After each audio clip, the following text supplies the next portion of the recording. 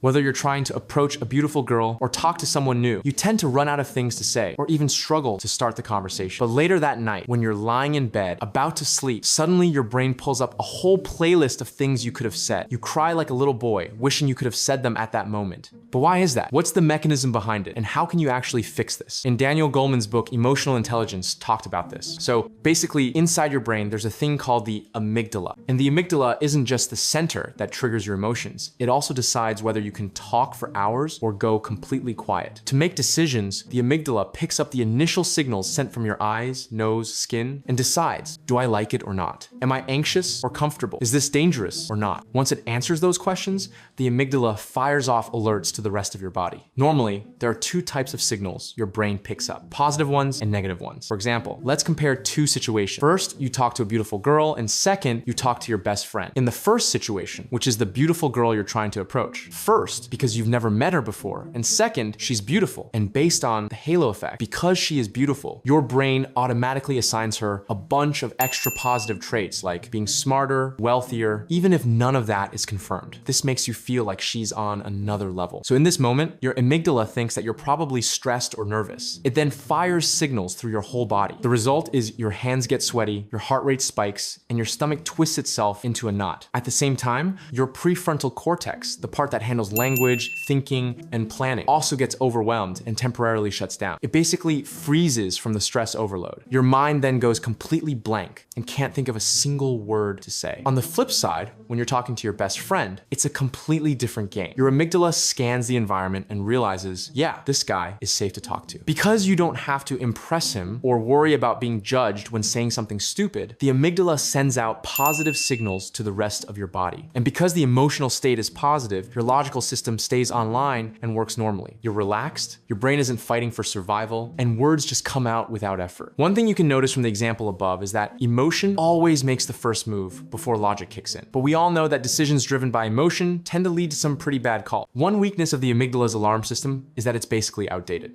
It scans your past experiences and compares it to the current situation. So if the key elements of what's happening now feel similar to something from the past, the amygdala instantly treats them as the same. So for example, if you've had bad experiences talking to attractive girls in the past, then the next time you try to talk to a new one, you'll probably struggle again, even though logically, the two girls are completely different in age, looks, personality, education, etc. The amygdala gets even more inaccurate because many of our strongest emotional memories come from early childhood and are shaped by the environment we grew up in. For example, if you grow up in a city or in a happy, supportive family, you're more likely to become outgoing and confident later in life. But if you grow up in a rural area with fewer social opportunities or in a household that isn't peaceful, you tend to pull back, become more closed off, and your social skills naturally end up weak. So how can we actually fix these system glitches? Aside from all the generic tips people keep repeating online, like finding common ground, talking about their hobbies, or asking open-ended questions which won't lead you anywhere, to actually solve the problem, there are a few ways. First, rely on neuroplasticity, the brain's ability to reshape itself based on the environment. For example, if you hang around 5 rich friends, you'll probably become the 6th. If you practice guitar every day, the part of your brain that processes sound grows stronger. If I tell the same lie 3 times, you start believing it. In the same way, if you surround yourself with people who are naturally good at leading conversations, you'll slowly develop that skill too, and it'll feel natural instead of being forced. Second, a key thing to remember is that what you say doesn't matter nearly as much as how you're saying. Something said with a little interest, passion, or enthusiasm will do a lot more for a conversation than something brilliant said in Siri voice. We want to feel more than we want to hear. Third, a trick that I often use to keep the conversation going even when I'm stressed out. It's called the last word response. Basically, instead of forcing yourself to come up with a completely new topic, you pick out the main keywords from what the other person just said and use them as anchors. Then you branch out into related ideas from that anchor. You can start by using the question words listed below. So for example,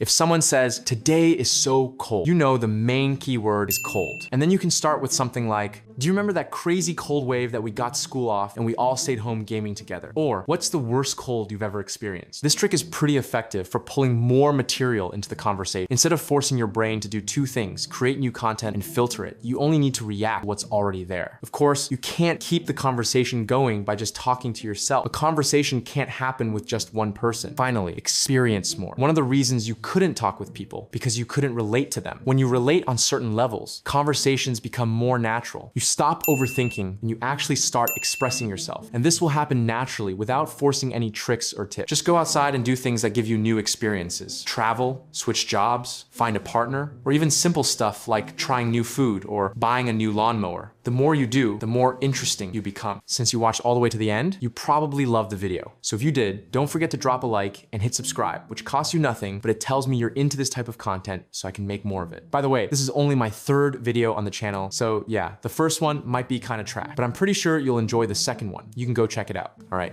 see you in the next one.